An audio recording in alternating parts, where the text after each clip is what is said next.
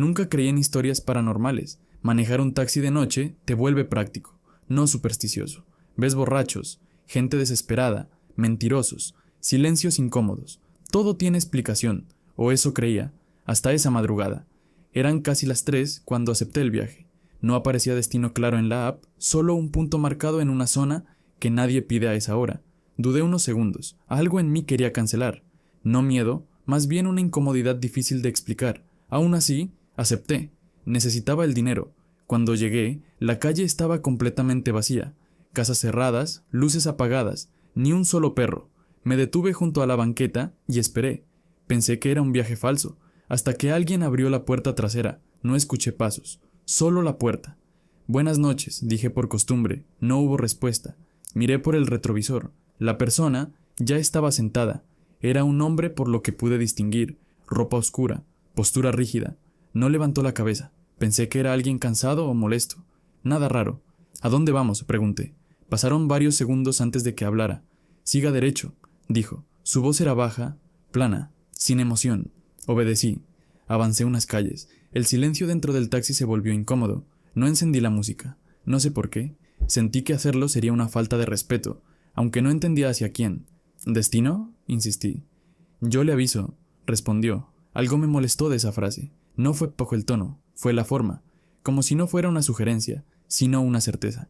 Seguimos avanzando. Miré otra vez el retrovisor. El hombre seguía inmóvil. Entonces noté algo que me hizo tragar saliva. No parpadeaba. Sus ojos estaban abiertos, fijos, mirando un punto que no era yo.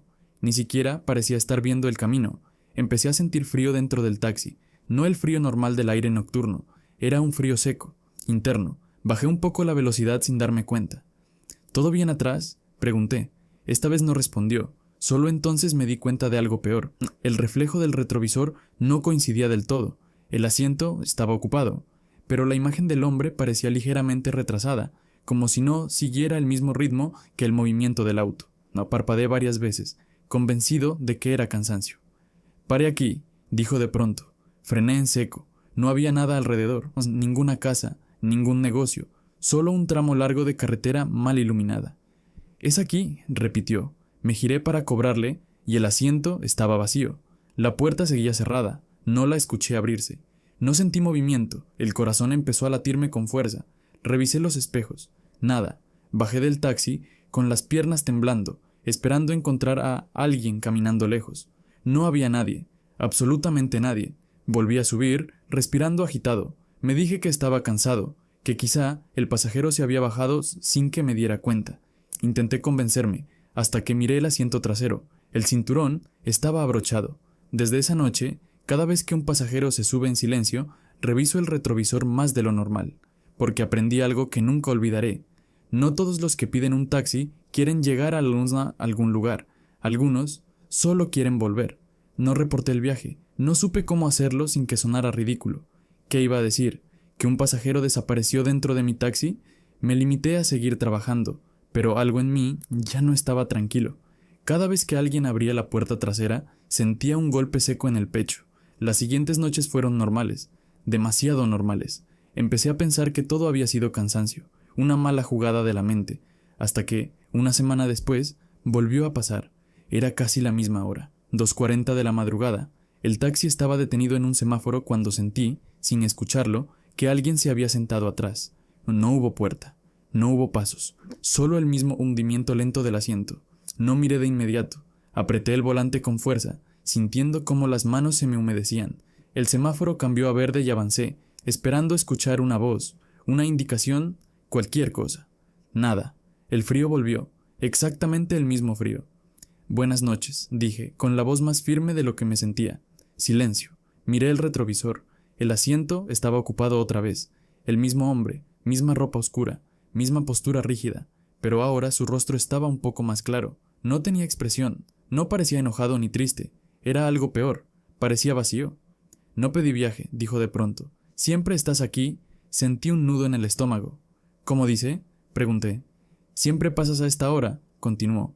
«Siempre miras atrás». Quise decirle que se bajara, que no podía llevarlo, que esto no tenía sentido, pero mi cuerpo no reaccionaba como debía. Era como si el miedo me estuviera dosificando, manteniéndome consciente solo lo suficiente para entender lo que pasaba. La otra noche me dejaste a medio camino, dijo. No me gusta quedarme ahí. El semáforo volvió a rojo. Frené. No había nadie más en la calle. Ni autos, ni peatones. Solo nosotros dos. O eso intenté creer. No te subiste, dije en voz baja. Yo revisé. El hombre inclinó ligeramente la cabeza. Apenas unos grados. Ese movimiento me heló más que cualquier otra cosa.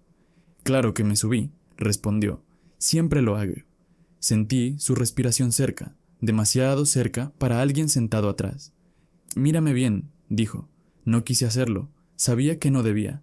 Algo dentro de mí gritaba que cruzar ese límite era irreversible. Pero mis ojos se movieron solos, atraídos por el reflejo, y entonces lo entendí. El rostro que veía no era completamente suyo. Había algo mal en los detalles, la forma de los ojos, la rigidez de la boca, como si estuviera usando un recuerdo incompleto de una cara humana. Ya, casi, susurró. Esta vez no frenes. El semáforo se puso en verde. No avancé. El taxi empezó a vibrar levemente, como si algo se hubiera molestado. El asiento trasero se hundió más, y sentí una presión extra, como si el peso hubiera aumentado. Siempre frenas, dijo, ahora con un tono distinto. Por eso sigo aquí. Giré el volante bruscamente y aceleré. No miré atrás. No escuché que se bajara. No sentí alivio inmediato. Solo conduje, sin rumbo, durante varios minutos, hasta que el aire volvió a sentirse normal. Cuando por fin me atreví a mirar el asiento trasero, estaba vacío, pero el cinturón, otra vez, seguía abrochado. Desde esa noche, evito ciertas calles, ciertas horas, ciertos silencios, porque entendí algo que ningún taxista quiere aceptar. Hay pasajeros que no buscan destino, buscan continuidad, y si un día no freno, tal vez esta vez sí lleguemos.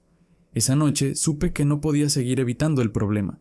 Cambiar rutas, horarios o turnos no servía. Él aparecía cuando quería, no pedía el viaje, simplemente se subía, y cada vez estaba más cerca. Acepté un último turno nocturno con una idea clara: si volvía a aparecer, no frenaría. No para llevarlo a donde quisiera, sino para comprobar si realmente podía terminar. Eran las 2:41 cuando el taxi se volvió a sentir pesado. No hubo puerta, no hubo sonido. El asiento trasero se hundió con ese movimiento lento y cuidadoso que ya conocía demasiado bien. El frío llenó el vehículo en segundos. Esta vez no frenaste, dijo. Aprendiste. No miré el retrovisor, ya no era necesario. Dime a dónde, respondí, pero esta es la última. El silencio duró más de lo normal.